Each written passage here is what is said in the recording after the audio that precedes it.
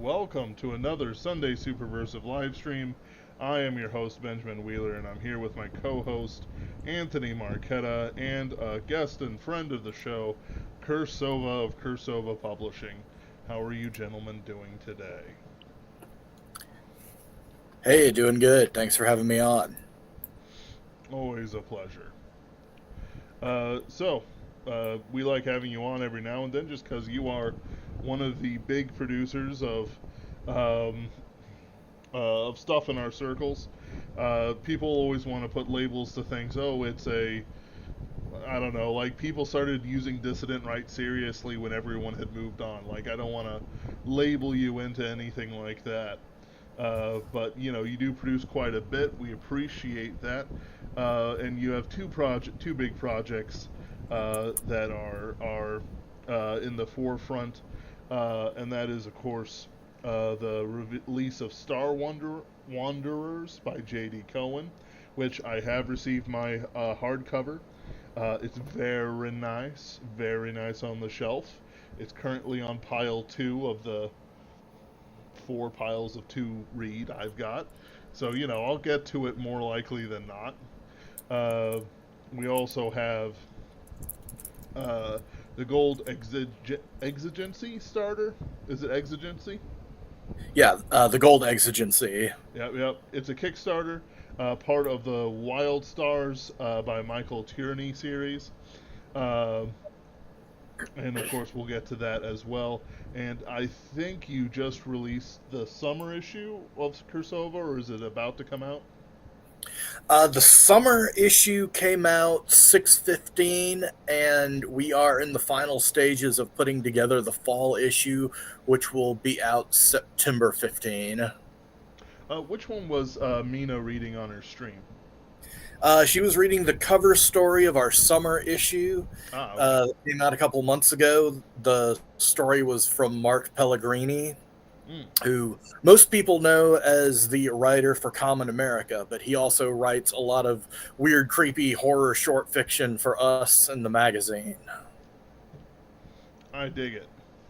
Uh, Wonderful. Is there anything else I'm missing here?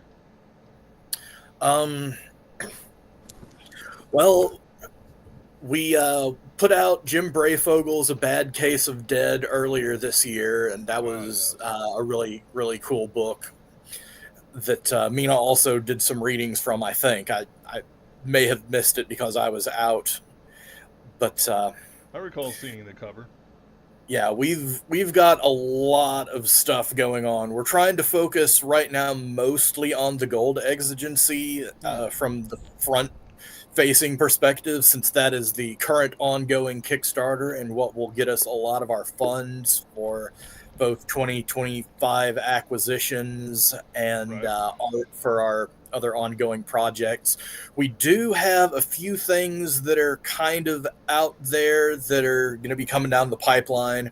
We're putting together a 50th anniversary omnibus of Adrian Cole's Dream Lords trilogy, Ooh. putting together an omnibus of Jim Brayfogel's Mongoose and Meerkat. That's going to be sometime next year.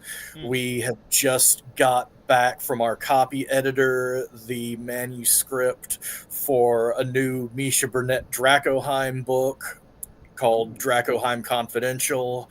You guys might remember some of the case files of Eric Ruger and some of his stories that were published in Jagi's collections of magical schools. Those are going to be featuring in this collection, Hmm. and we've got we are booked through next year. So it's kind of difficult to stay focused on the here and now, but I'm doing the best I can. Oh, wow. Yeah, I immediately wanted to talk about Misha Burnett stuff because I do like his work quite a bit. Um, but no, no, we do need to focus, especially on the gold exigency, which is funded now, but of course you still have a few days. Uh, how many days left? 11 days I think left 11 to fund days. it. I don't recommend missing out on these things. Michael Tierney has a lot of stuff he goes through, and it's all pretty good. I'll admit, the soldier punching or baseball batting a lizard soldier. What even is this? I like it. I just like it. I'm just saying. We need to kill the He's Xeno a with grizzled baseball bats. space cop taking a baseball bat to a space lizard man pirate. I like it. Yeah. So the premise behind the gold exigency actually goes back to sort of a short detective story that Michael did back in the 70s in one of his self-published zines. But basically what's going on is that there are these alien women who are being abducted, and so the space cop detective's trying to figure out, like, why are they being abducted. Mm, Well, they have these gems in their skin which change colors with their mood, wow. and so they are being abducted by space pirates to be killed and have the gems taken from their skin. And the reason that this is happening is because the immortal space princess Phaedra, in a previous volume of Wild Stars, happened upon a planetoid-sized hunk of gold. Now, this is causing the value of gold throughout the galaxy to plummet. No one on Earth knows that she has this yet. They just know that the prices of gold are bottoming out. Mm, And so the Artomiques, who have become the dominant political faction in Earth, have implemented what they refer to as the gold exigency. And this policy is to replace the species backing Earth currency with these gems that are being harvested from the skin of bird people. So, in the name of putting these bird people into protective custody, they bring on this detective guy and say, we just need to find out where the rest of them are so we can make sure that they stay safe from the space pirates. eh, Of course, they're the ones who are employing the space pirates, and they're hoping that this detective will lead them to the last of them, because, once they have exterminated this species, they can be like, well, that's it for the gem supply. We've cornered the market on it, and there's not going to be any more. mm. Classic government work. Yeah, so it's some double crossings going on here, as this space detective is working for the bad guys, knowing that the guys he's working for are bad, the bad guys knowing that he's good, and who's going to betray who first. Oh, of course. I'll admit, I really like the concept of um, changing the gems changing color based on mood. Star Trek alien babes can eat their hearts out. Um, they wish they had this costuming level available to them. I'm sure. Uh, Yeah, so the Gold Exigency is actually a story that we serialized last year in the magazine. mhm. So some folks may have seen it before, but we're trying to add some new things for people. We've got some new art that Michael Tierney has created. One of the reasons why we really want to get those stretch goals is for the bonus stories, because the bonus stories that we include in each volume of Wild Stars actually do tie into the greater overall series. For Hmm. instance, when we did Wild Stars 5 in collection, we published as part of the bonus material the original 1977 story that the main character of the Gold Exigency first appears in. Gotcha. I see here we've got some stretch goals. The bonus story, the 12 timekeepers at 2,000. 250 is the House of Infinite Doorways, which is nice. A mysterious house tied to a salvaged pirate treasure, and a strange missing persons case is facing foreclosure. What secrets are in the hiding in the House of Infinite Doorways? Is this just the House of Silence from the Nightlands? Is everything Um, the Nightlands? I love it. I don't know. Just say Uh, yes, Cirsova. That's all you have to sure, sure. do. Yeah, Okay. so the House of Infinite Doorways ties in to the current story that we're serializing. It is a an access point to different dimensions in the multiverse that are anchored through the stolen crown jewels of England. Yeah, so it's pretty wild, and there are characters who are in the superior griefs that we're serializing now, who are looking for the House of Infinite Doorways, whether it be the actual house where the gems are hidden, the gems themselves. They're looking for access points to other realms of the multiverse. I dig it. I dig it. Mm. I've And also then, been told by Michael that our Gargoyle Goth Girl from Texas Goth is going to play a role in a subsequent Wild Stars story. I like it. Uh, she is lore connected.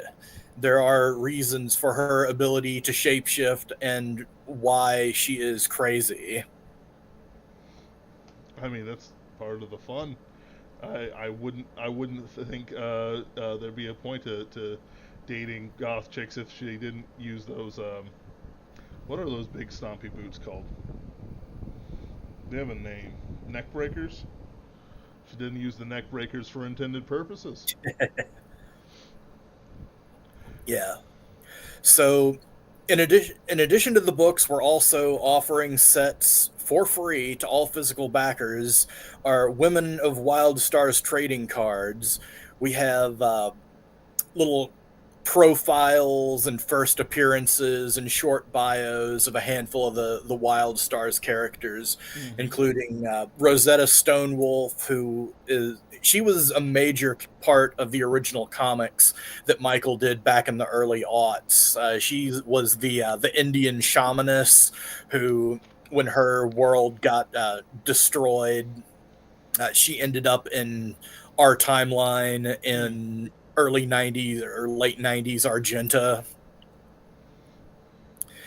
We have Daystar, who was a psychic spy who was sent to observe and spy on the Wild Stars royal family, but she ended up falling in love with her Mark and marrying him. Aw. We have Atlanta, who is, I believe, the granddaughter of. She's either the granddaughter of Erlich or the daughter of Erlich, one of the Wild Stars princesses.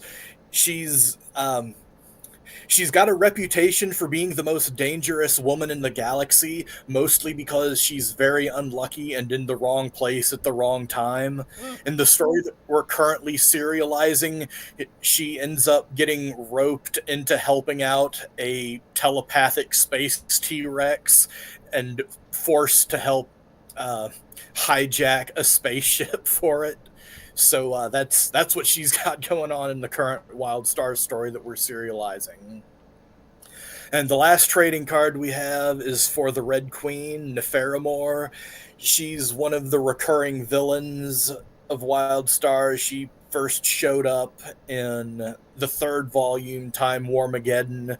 She's currently one of the she's kind of the power behind the power and manipulating things with the Artomiques because sexy space pirate, evil time traveling Nazis, they just sort of go hand in hand. they do. But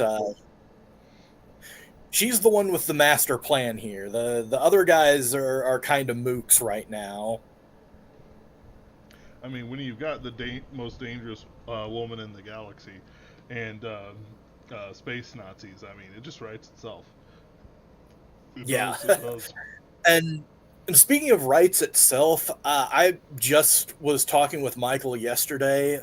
Um, I was bringing over the physical proof of the soft covers to him, and he's got the rest of the series written out. So this isn't going to be one of those Patrick Rothfuss, George R.R. Martin things where, like, oh, where's it going? We don't know. He's never going to finish it. No, he's actually got like the last 3 or 4 books written, and the editorial and publishing process is the current holdup. He could theoretically give me Wild Stars 10 through 12, like, at the end of this month, I think. I just don't have time to deal with them myself. Oh, of course. So we have 8 that we're serializing now. 9 is in the can and is going to be serialized next year. 10, 11, and 12 are written. We're going to figure out how to get all this out. I always appreciate that. I bang on this show quite a bit. There are authors who, houses and people who deliver, and people who do not. And you never want to get stuck pining after somebody who just does not deliver. Yeah. Yeah, Michael can, at this point, Michael can knock out a novel of about 50,000 words in a month or two. Ever since he got out of retail and stopped having to deal with 2 comic book stores, and when he finally put a bow on his 2 big 4-volume art projects for both Edgar Rice Burroughs and Robert E. Howard, he's pretty much been able to knock out a novel in a month or so. So Wild Stars is pretty much done. It's just going to be a case of me being able to catch up and publish it.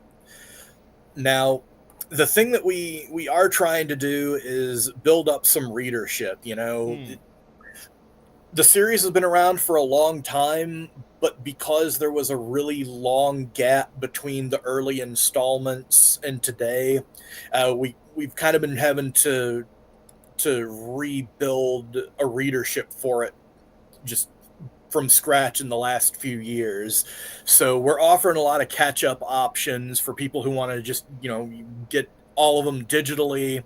We can get all of them in soft cover or even all of them in hardcover. And we've got some deep discounts on people who are new to the series and are just curious about it and want to try to check it out and get caught up.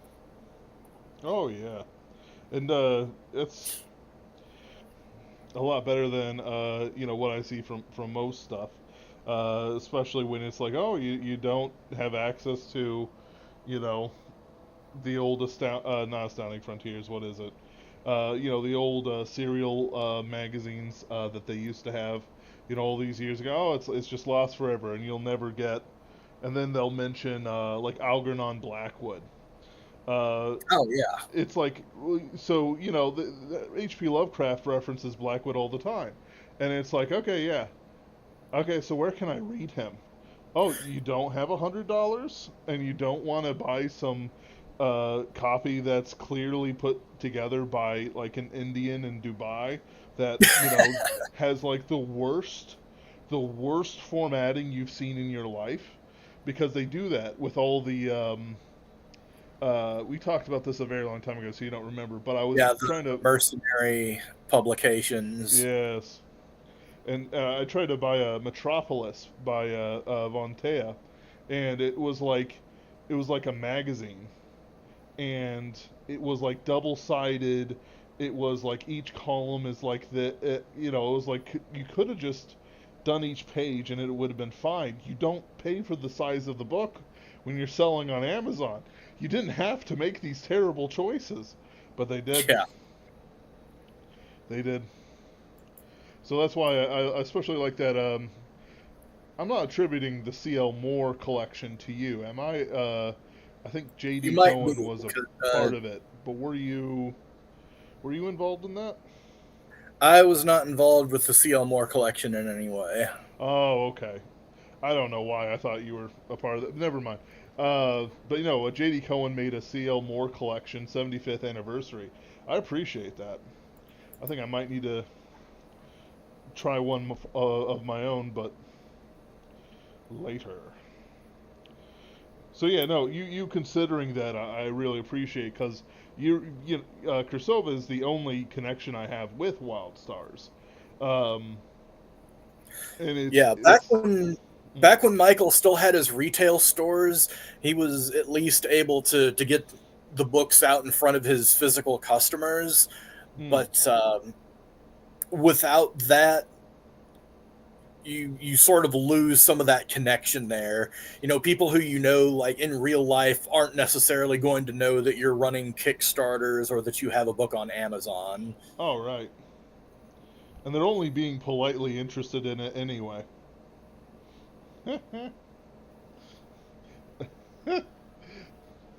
uh, sorry, no, I'm being mean to my own relatives. Uh, Hello, Misha Burnett. Uh, yeah, no, I dig it. Uh, I keep forgetting you ran comic stores and whatnot uh, for many years. Yeah, nearly 40 years on those comic shops in Little Rock here. Crazy.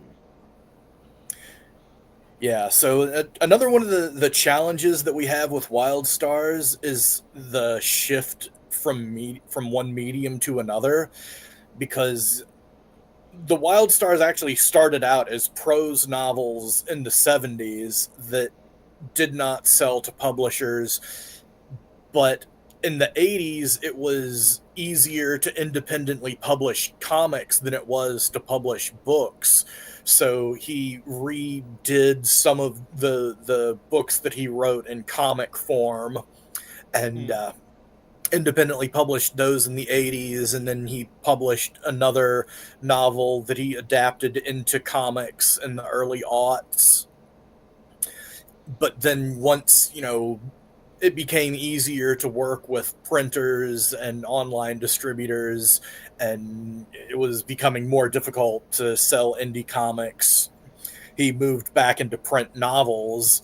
And that was about the time he started working with us. Was not too long after the second volume when he approached us with the third volume, because I think the original volume 2, Force Majeure, was 2014, 2013, Mm-hmm. somewhere in there. It was going to be a comic, but then his artist ghosted him after one and a third issues. So what he did was he reframed the comic into chapters of a prose novel.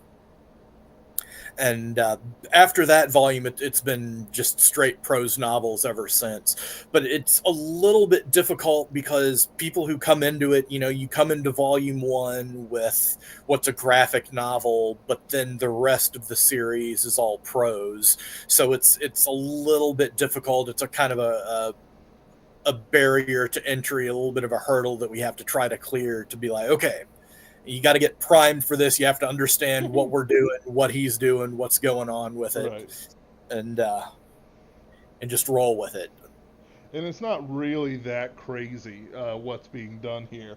It's just that hey, this has been going on for years, and uh, uh, yeah, it's been going on for years. Yeah, and really once he switched over to doing them as prose novels, I mean, he's been able to just really crank them out one after the other.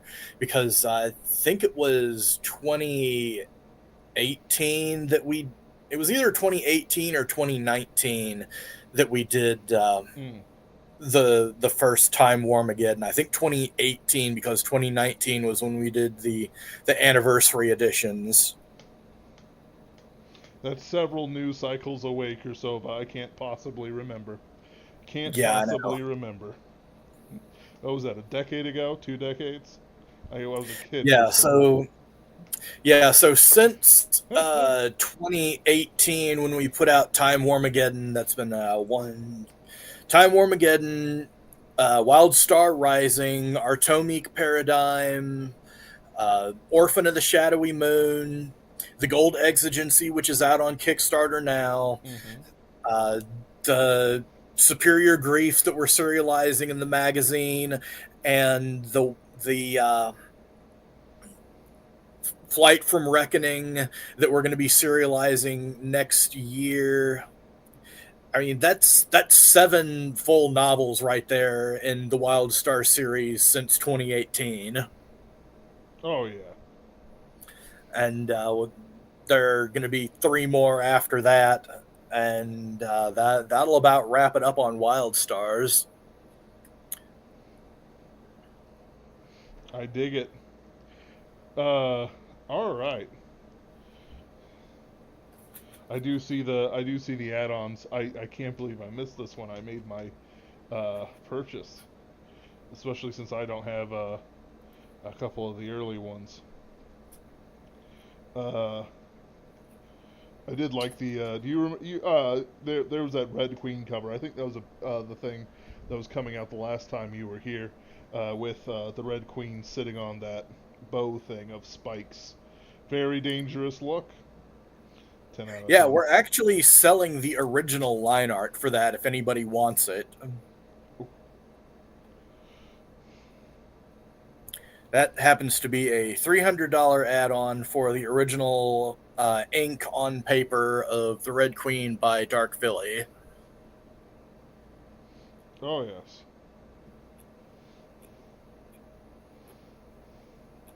You have got some weird recommended at the bottom there. That's because Kickstarter pretty much goes all in on cheesecake comics and stuff, so Yeah. it's kind of their bread and butter now. I guess I'm saving some of these for later, maybe. The no, no. All right. Old X and G's reward add-ons. Yeah, I might go back and get one of the bigger collections. Maybe we hope. Let's see. And then the other thing is Star Wanderers. That's come out on Amazon. That's by. Yes. Hmm? Yeah, it'll be dropping in both pocket paperback and ebook on August 15th. Got it. Uh, one day after my birthday. How did you know? No. There, let's see. There was a Indiegogo for it. I know I bought the hardcover edition with a couple of those uh, um, playing cards that Mina was talking about on her stream. Have you found those successful, by the way? Uh, I don't know. They're a cheap, fun little add-on. Uh, it only costs about $60, I think, to get several hundred of any one particular trading card. So it's a nice thing to throw in there as a bonus. I dig it. But what you've been publishing, with Wild Stars, of course, but you've been publishing quite a few novels over the last few years. Now that you've been, not that I'm saying you're writing, but with A Bad Case of Dead, Star Wanderers, Wild Stars, uh, what makes them appeal to you? Like, do you just like having something you can throw onto Indiegogo, or uh, more? Well, Go for it. Well, the magazine is something of a loss leader for us. I mean, each issue costs, about $1,800, maybe a little more, depending on how thick it is. Hmm. So those don't really make us a lot of money because we have to pay the authors on the front end for the content, we have to pay for the art, we pay for the editing, and we just drop it on Amazon and just hope for the best. Hmm. But with the single author releases, those actually are the places where we tend to make our money. That's where we make our profits. So we're able to do those through Kickstarters, where we're able to get our expenses covered on both the art and the the editing, and we're not paying a per word on the books that we're publishing. We do a 50-50 royalty split, so after expenses, which pretty much just includes paying our copy editors and paying our artists for the cover, we split everything that's left over with our author, and then we put it up on Amazon, and that's kind of the long tail of it. Hmm. I gotcha. And it doesn't need to be a lot of these. I remember back when I was kind of getting into the culture. It was like there were all these big, complex. You got to do this. You got to do that. Follow my pattern. This, and it's like no. If it makes money, it's fine. Um, if you overcomplicate things, that's way more room for failure. Uh, yeah. Yeah, so one of the reasons why the Gold Exigency Kickstarter is so important for us is it's going to be the last cash injection that Cirsova Publishing gets before we start making most of our payments on stories for 2025. So the better it does and the more Michael earns out his advance, the more money that I'll have to spend on stories. Very nice.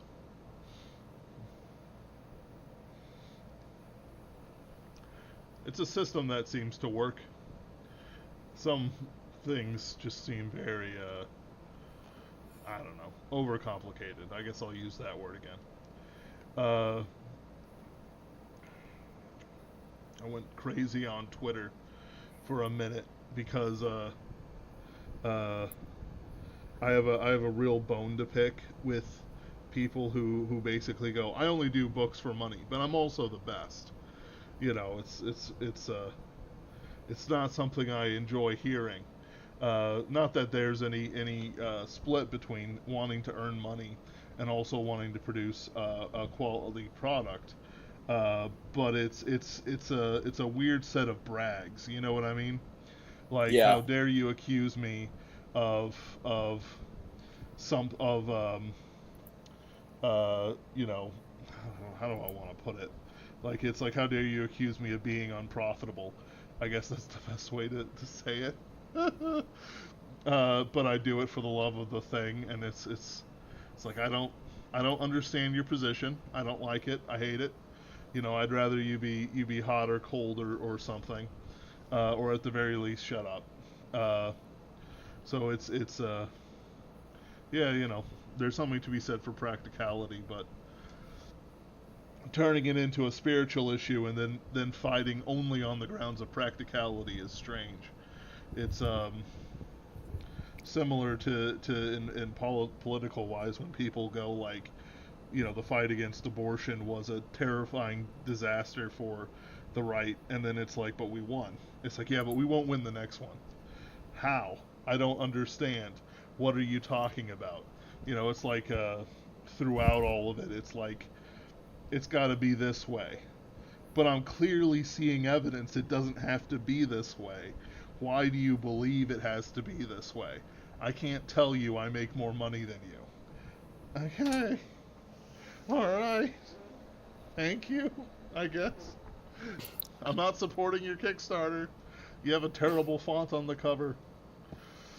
Yeah, it's a topic that we've returned to on the stream a few times before. This weird thing that the right has with like okay, so I think this is partially a course correction, right, from like the radical left, and there's this idea that art doesn't have utility, therefore it is like, and I should say direct utility, quantifiable utility, might be a better way to put it.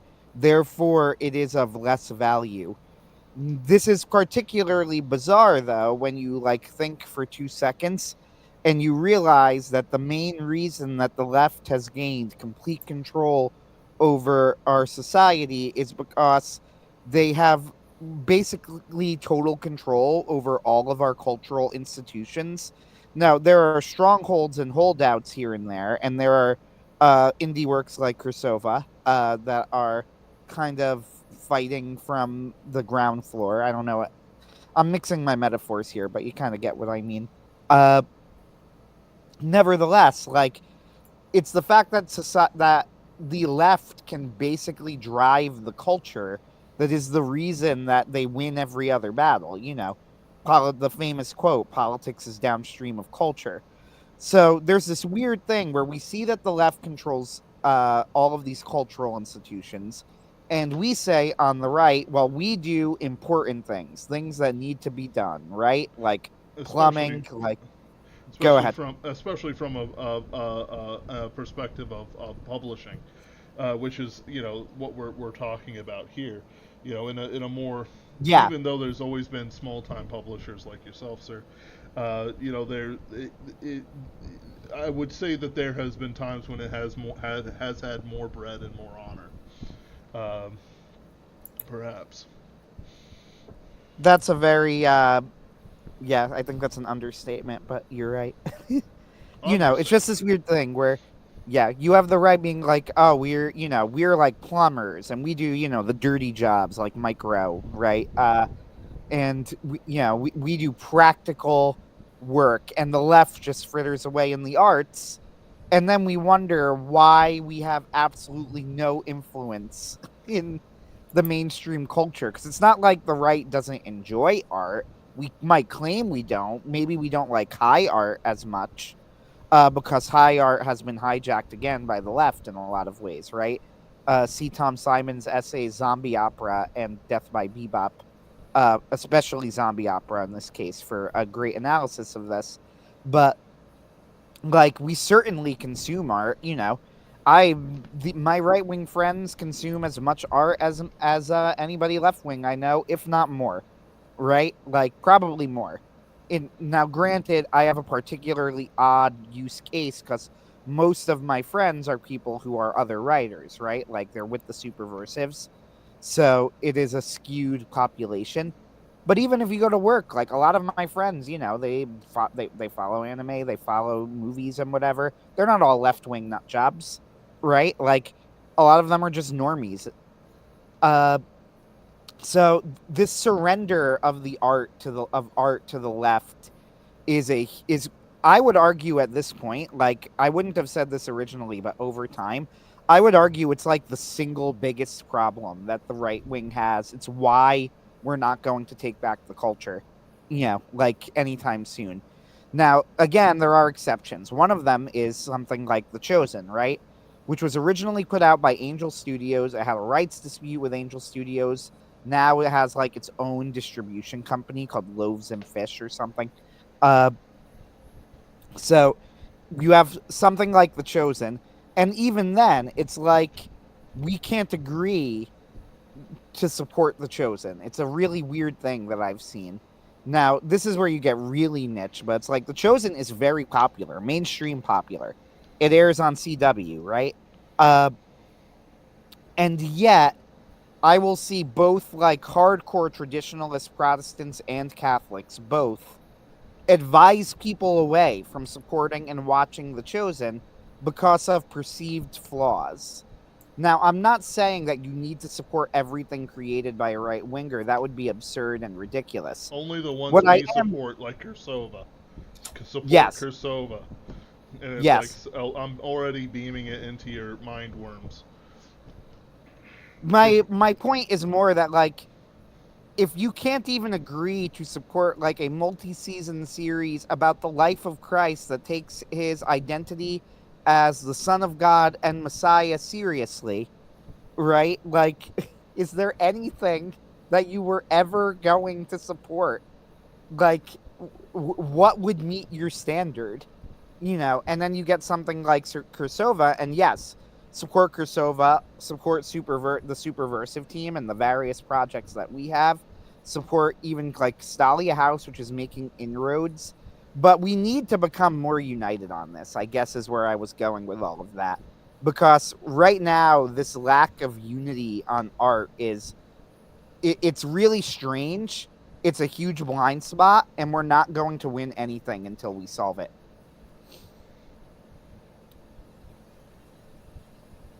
I wish I had more. I have that. That's my rant. It ends there. There's no follow up. No, it's fun. It's a fine rant. Uh, I support ranting. You must sound like a Saturday morning cartoon villain to have any truck with me, young men. I will Uh, say too, like sometimes I'll end those rants and go, I don't really have a solution. This is just like what I perceive as the problem. Except in this case, I do have the solution. It's just like nobody's listening. The well, solutions, the solution's very clear. well, the solution is support right wing authors and so on. But even beyond it, just support authors who you love. Like it's like with this stuff with Gold Exigency. Yeah, you've made 1,700 of 1,500. That is successful. Could it be more successful? Absolutely. We need it to be more successful. Yes, it is in fact important for it to be more successful. I will probably be going back in and getting that $60 collection. Um, I've already got one or two of them, but I might. I've been finding success in like pawning off random books to people, like just kind of drive up and go, here you go, and then I drive off.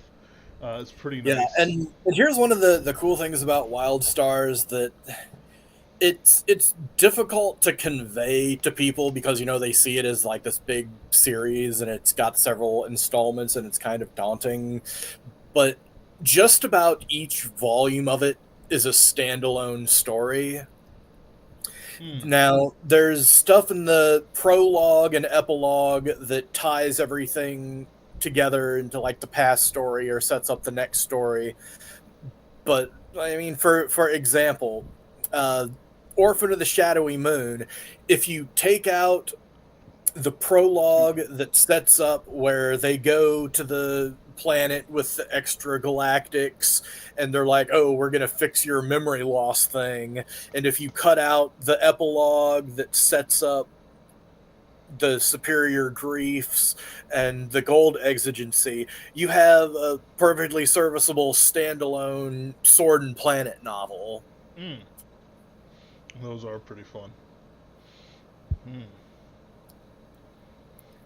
So just about every volume of the Wild Stars could theoretically be the starting point for someone. Right. And I do like that stuff. People forget that like with I don't know about Star Trek. I never read those nerdy books. But in Star Wars, even though it was the same universe and it was a lot of the same characters, Han would come in for a half a chapter or something and then leave. A lot of the stories stood alone and were easily understandable from their concept. Like the Rogue Squadron. It's a flight of elite fighter pilots fighting the evil empire. Okay, but Wedge Antilles and it's like no. In reality, you could have picked up those books and or the comics or whatever you want, and within a page, you would have gotten what was going on, in the series. You didn't need everything's tied into the deep lore. The deep lore, Cirsova. We need to have as many YouTube 5 hour long videos about the deep lore as we can get. We need them, Cirsova. It's very important. You don't know if you've succeeded until you get one. Yeah.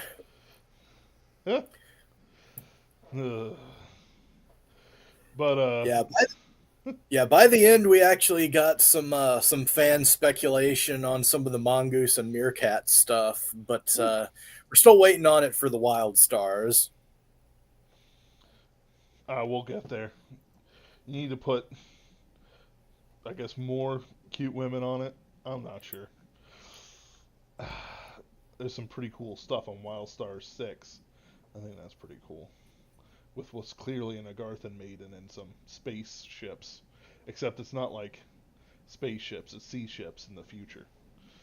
Yeah. Very confusing, I know, but It's very Well, nice. actually, it's a very, very distant past since it's on an alien world. Ah, yes, Hyperborea, of course. Yes. Uh, no, I don't know. I've just seen. I've just. You know those schizo edits? I'm a I'm a connoisseur, and they like putting like pale-eyed, white-haired women on them from like Disney's Atlantis, and it's always very amusing to me. Uh, Orphans of the Shadowy Moon, more Red Queens, I guess. There we go. Only the hardest hitting suggestions here. Uh, Thank you for Yeah, coming. clearly we That's it. see what sort of projects that Kickstarter is promoting organically. So organic. I can't believe that they booted Ben Dunn's Tomorrow Girl because she's under 18 or whatever, and then they have like this weird porn comic being advertised underneath mine. Yes. It's called Skyclad, and one of the major picture like I'm gonna be real. You could not fashion a sailing ship out of the clothes that they've had because they had so few. You could barely do a little island raft, with the clothes that they have on. That's how scantily clad. It's softcore porn. Like Kickstarter. I don't know what to tell you. Uh, unwholesome star. Unwholesome is what it is. Um, Yeah, that's what it all goes down to. Because there's, I don't know how much you've felt it, but I try to study this stuff, and it just feels like the time, like you should always do what you can to earn money, right? Um with these things, like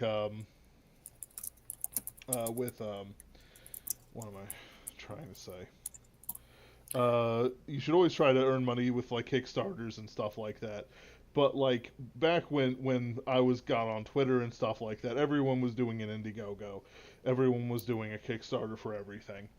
Um, I spent a lot of money that I didn't really have on a comic that I'm probably never going to show, or maybe I'll just show the comic, for joy's sake.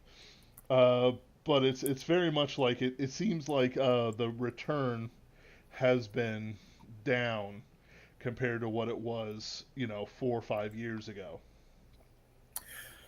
I think part of it is the economy generally. Mm, I've been hearing from a lot of people that sales are just kind of down across the board on books because things are so insane right now. yes. I mean, there are a lot of people who are convinced that that we could be like full scale civil war by next year. So they're kind of stocking up on other things as opposed to indie comics and sci-fi books. You're telling me that people aren't building shrines to the previous world made of the collections of books they bought on Kickstarter and whatnot? I want to be buried like a pagan king, Cirsova. 9 millimeter in one hand and screaming "Come and get me" in the other. I guess I don't know. Yeah, no, I believe that. I accept that. Uh, I know for myself, for a long time, I could, I budget in supporting these things just because I believe in the cause. But it's like, yeah, no. If somebody said, "Ben, what's your economic incentive for this?" and not like putting it into a 401k, and my answer would be, without blinking, I do not believe that um, whatever societal obligations exist that allows a 401k to be profitable will exist when I'm retired. Like Yeah. that's it. Quite frankly, I'd rather be found dead clutching books than Now, on the like on anyway. the other hand, I did just sell my Common America Indiegogo holofoil number one variant for $900 on eBay a couple weeks ago, and that is actually what is bankrolling most of our acquisitions until the funds for the gold exigency cleared. Because before that hit, I had maybe $70 in the bank and was like, I'm not going to have any money to buy anything. Yep. I dig it. If you don't mind me asking, how much? I know that you've gotten some collections from Misha Burnett and a few other people. Which, by the way, Misha Burnett's collections are fantastic, 10 out of 10.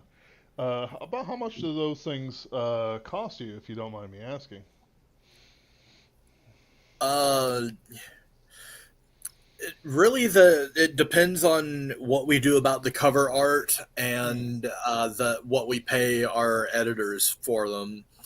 So I've actually been trying to pay one of our editors, Mark Thompson, a little bit more than we had in the past because editing is very time consuming, and he does a very good job at it. So we've been paying him a little bit more than we had in the past. Our covers tend to run around $600 to $700 depending on who we have doing them. I mean that's sort of what our budget is for them, and a lot of times artists, there's the whole like, what's your commission rate versus what's your project's budget. So that's our budget, and that's what we are able to find artists to work with us in that range. I handle the production of the cover files and interiors myself, so that saves having to hire a designer or someone to do layouts or anything like that for us. So on the expensive end, I'd say $1,000, probably between $800 and $1,000 to put one together. For some of Misha's collections, we've done some experiments with some more minimalist designs. Like I did the cover for Small World completely myself, so we didn't have to pay anybody for it, and so that ended up being one of our most profitable releases, actually, since we did not have to pay a cover artist. But we are looking at a particular studio to do the cover for the next Dracoheim Confidential book, so that it will have the same feel and vibe as the first one, which was originally not a Cirsova publishing release, but we took it over when the publishing house that put it out folded. Right. And now that we actually have the interior done and all of the edits in from Mark, I'll know what the page count is and be able to send over a brief to that studio and get something written up or worked up. Misha, I know you're probably listening. It'll probably be a few months before I can do that, since I have to pay for stories before I can pay for art for next year's books.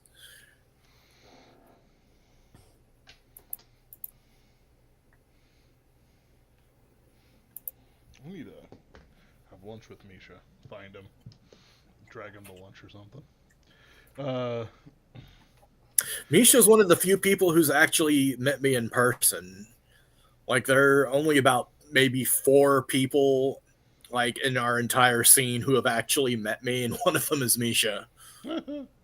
Well, it's like, you're in a dangerous part of the country. I mean, I live in St. Louis, but going down to Arkansas, I don't know. I'll brave East St. Louis, but going into their hills, I don't know. So it was years of working with very closely, by the way, with Ben on Pinkerton's Ghost before we even video. Like, I am pretty sure that for the vast majority of the time we worked together, I can't recall us ever even video chatting until we finally met on a trip once. So I'm not surprised. Last year, in fact. Mm-hmm. You have to understand. 2 years ago. 2 years ago, wasn't it? No, it was last year. Am I wrong? Yeah. You're wrong. Last year. whatever. No. So it's like waking him up at 3 a.m. It's like, Anthony, where's the stories? It's like, Ben, I've got class. No. You got Pinkerton's ghost work to do. No. It's true. The whatever you're doing is temporary. This is eternal.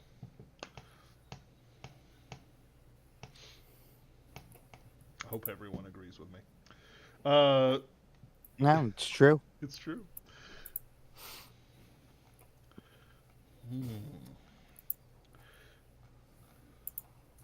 On Star Wanderers. Star Wanderers was very successful.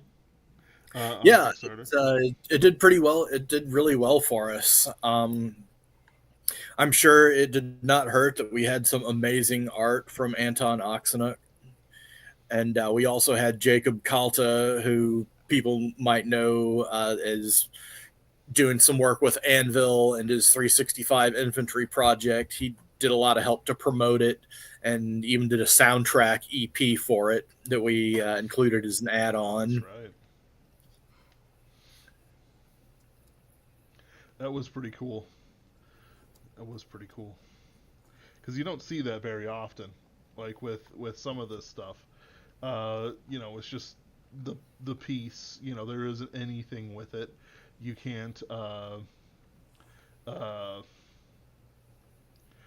want to say it. It's like that's all. Like the piece is all it is, and there's nothing else with it except for the piece itself, which I don't know. Like it makes it feel more real.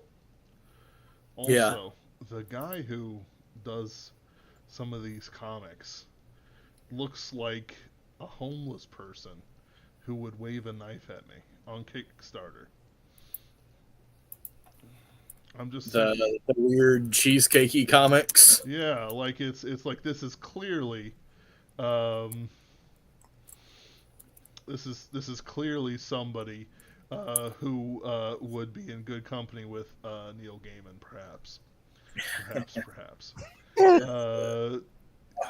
Or at the very least, if somebody was like, yeah, I'd leave my kids with them, I'd call child services immediately.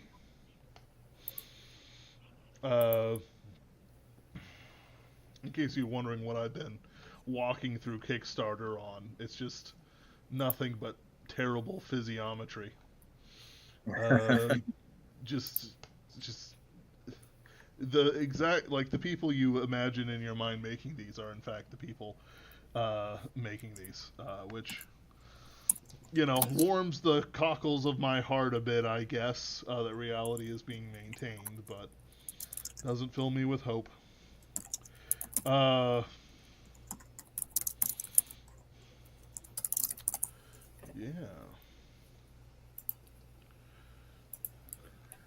Oh my gosh, I'm like one email away from clearing my submission inbox. Woo. Let's see.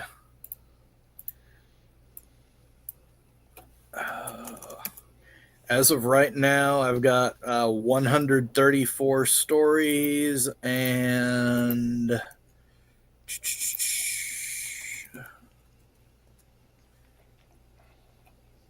809,970 words of fiction to read. Can we get that up to 1 million, folks? Can we?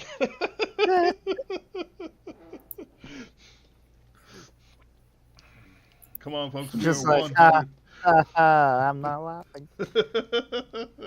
Hi.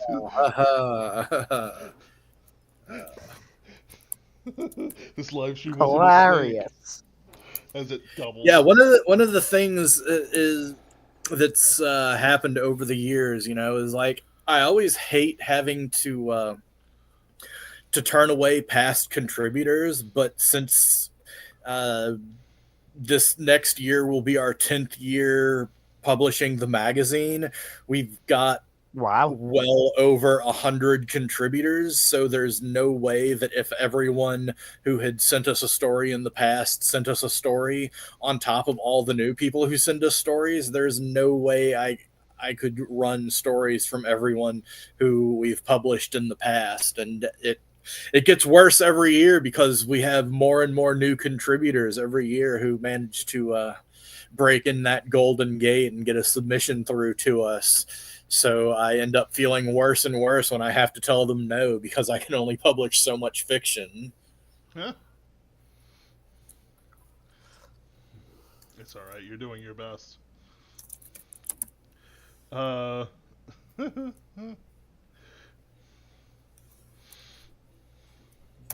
it's true. It's one of the things I do appreciate because there's like it's for some of these things it's like who uh who approved the Legends and Latte D&D book thing I've been seeing around. Who approved that? I want their names. I want their addresses. I want who they are, where they go, because that clearly wasn't a choice based on quality. Clearly. Clearly. Clearly. Well, welly, well.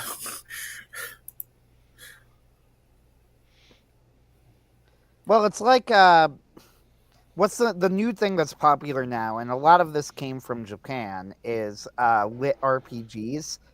So there is something of a debate that goes on around them. I am with the camp of I don't understand the appeal like at all of lit RPGs. Like I don't understand like you've removed the fun part of RPGs and kept the work part, and then you've incorporated it into a setting where it does not make sense.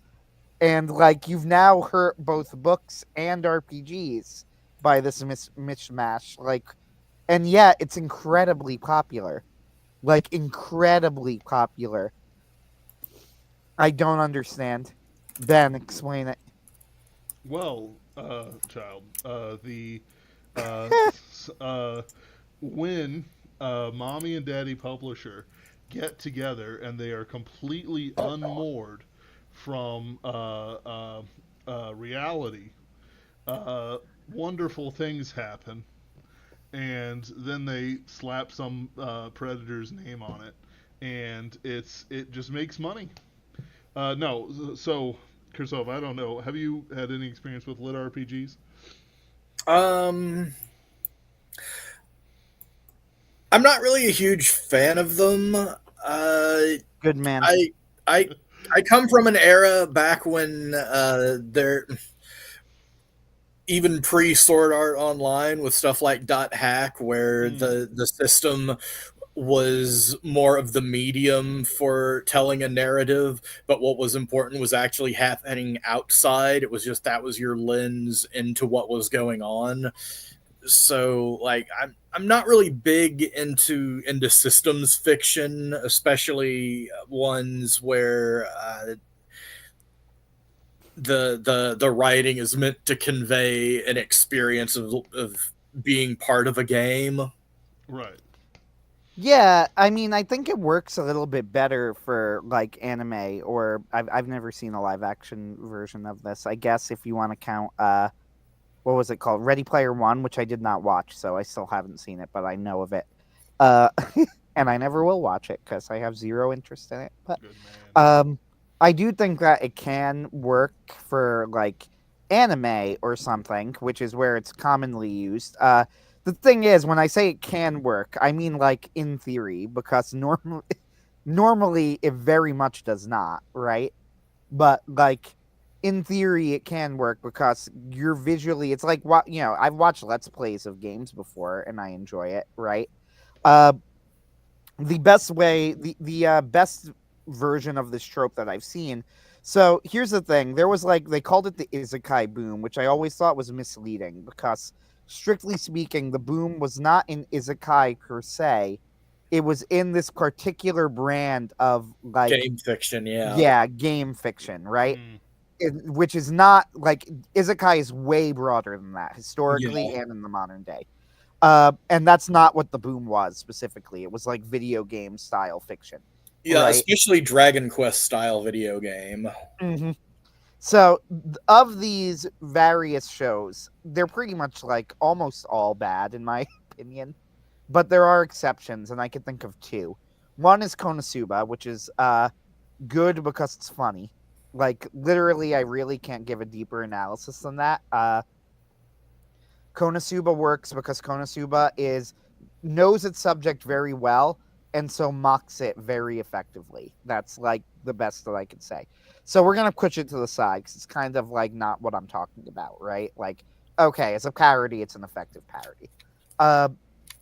Of the straight versions, though, I would say Log Horizon is the one that I genuinely enjoy.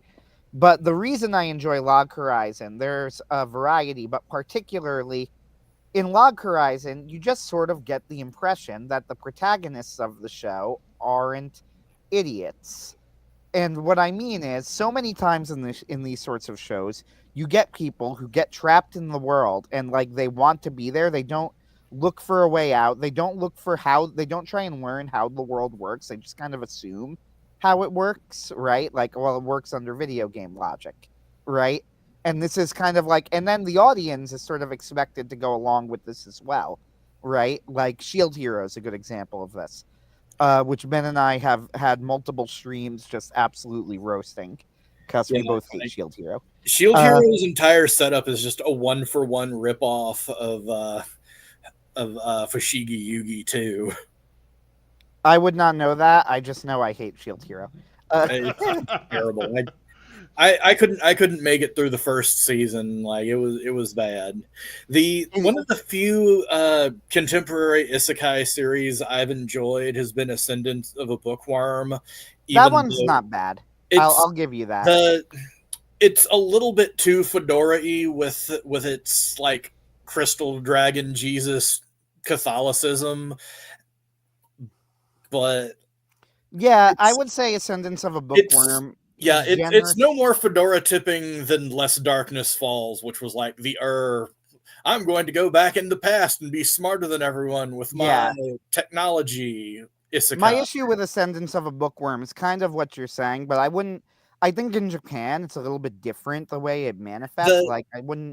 It's more that I don't think they understand religion at all. Yeah, for me the problem is that in world the religion doesn't make any sense as to why the normal people would tolerate it. Exactly. It's so funny that you said that because I'm pretty sure I had like this exact discussion with Ben almost word for word, like about Ascendance of a Bookworm. I highly doubt he remembers it. I don't. No.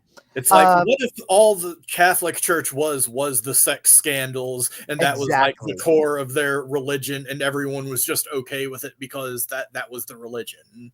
Yeah, that was exactly my issue. I stopped watching because I'm like, this is clearly someone who really doesn't grasp what church is or how it works. Yeah, because like everybody in the acolytes are all literally sex slaves. Mm-hmm. And everybody in the town knows it. This is common knowledge. But they still celebrate all of the church's things, and they still have their kids baptized in the church. Yeah, it's really weird. Shield Hero has a very comical "so bad it's good" episode near like the end of. I remember when we were discussing this on stream, me and Ben, because we were both like dying of laughter discussing it. It's hysterical. Where the Shield Hero, now you got to remember, like at this point in the show, it has been established that unlike the other heroes, the Shield Hero is the only good hero, right? He is the coolest, most badass, the strongest hero. Chicks want him, guys want to be him, right? Like this is all established at this point. He's the cool, badass hero. Yeah.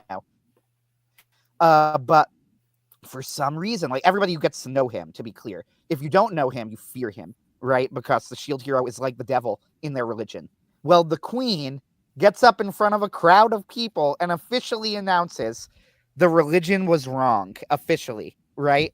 that the shield hero is not in fact the devil, and from now on he will no longer be the devil. We're changing things. And they cheer. Everybody just accepts this. I said, like, I really want you to think for a moment. Imagine, if you will, the Pope going out in front of St. Peter's Square one day and going, listen up, do you guys remember Satan? Right? As it turns out, we made a mistake. Satan is the good guy. He was all along. He was just trying to help. We misunderstood. So from now on and from here on out, I want you to make sure that you're all nice to Satan. Just and then everybody, instead of being met with like massive widespread anger or confusion or like calls for, to dethrone the Pope or rioting, everybody cheers in St. Peter's Square. Or even just like, honestly, what would really happen is probably they'd just all be really confused, like thinking this was some sort of joke. The Yeah. Pope has too much communion wine. Yeah, And then they move exactly. on. But no, instead everybody cheers. They go, you know what? I've been thinking that all along. As I've prayed to Satan, he's been really helpful for me. And he's I feel like it's about time that the church got on with this, because I think we've all known for a while that Satan was gonna get rehabilitated. And then everybody's just like, yeah, now the religion's changed. That's how it goes from now on. This is how we gotta deal with it. And this is like what happens in Shield Hero. This is like pretty much exactly what happens in that episode of Shield Hero. It's really funny. But yeah, what I was gonna say is one of the reasons I liked Log Horizon as much as I did is that the characters in Log Horizon don't really assume anything, if that makes sense, right? Like, they have been randomly transported and trapped in this fantasy world. It seems to work under RPG rules. But the main character of the show, who's a guy named Shiro, decides that he wants to figure out the limits of these rules. Like, and what can you exploit, right? And what can you not exploit? Like, they learn, like, okay, as they do these transactions, for example, money is being exchanged into like their accounts. Shiro asks the question, hold on a second, where is this money coming from, right? Like, it has to be coming from somewhere. And the entire second season is about him deciding to pull people together to go on a quest to find like the source of the money. And there's also a really good moment at the end of the second season where it seems like the show is setting up this whole arc of like they need to accept, even though they like the world, they need to accept that ultimately they're going to have to leave and say goodbye and, like leave and go back to the real world. And then Shiro has a conversation with someone who has like a family in the real world. And he goes, yeah, well, it's too bad that, you're going to have to leave here, right? And yeah, no problem. But it's too bad that when we leave, we'll probably never see each other again, right? And she looks at him and goes, what are you talking about? What do you mean leave? And Shiro's like, wait, what? What? Don't you have a family? It's like, well, yeah, I have a family. And he goes, what do you mean? Then you have to go and see your family. He's like, yeah, I do. But why do I need to leave? Why don't I just come back? He goes, wait, what? And goes, sure, yeah, just create a door so you could leave when you want and come back when you want. He's like, why do we need to choose? And Shiro was like, you know what? You're absolutely right. We've been looking at this all wrong. It's a great moment because it subverts what you're expected to see in these sorts of stories. And that's because Log Horizon doesn't just it doesn't work with the first assumptions you have. Like, it takes the idea of you're trapped in a world that functions under the rules of a video game seriously. Like, what are the implications of this? What does this actually mean? And how do you manipulate it? It's interesting. I enjoy it. I recommend it. Anything else you want to say?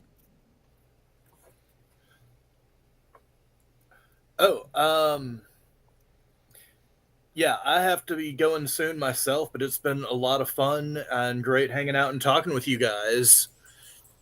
Sure. Absolutely. No problem. We It's do. always fun. It's always fun because you get the anime references, Cirsova, and that's important to us. Hmm. Uh, Very. no, guys. If you don't mind me asking, what projects can we look forward from Cirsova Publishing in the future? Well, we've, of course, the old agency that's going to be coming out as soon as the Kickstarter money clears. The fall issue, which features a Bill Willingham cover story. After that, Adrian Cole's Dream Lords Omnibus, a Mongoose and Meerkat Omnibus from Jim Brayfogle, more stuff from Misha Burnett, and a few secret projects that we have further down the pipeline. Next couple of weeks, though, I'm going to be buried under submissions trying to figure out what we're going to run and have money to run in 2025. Absolutely.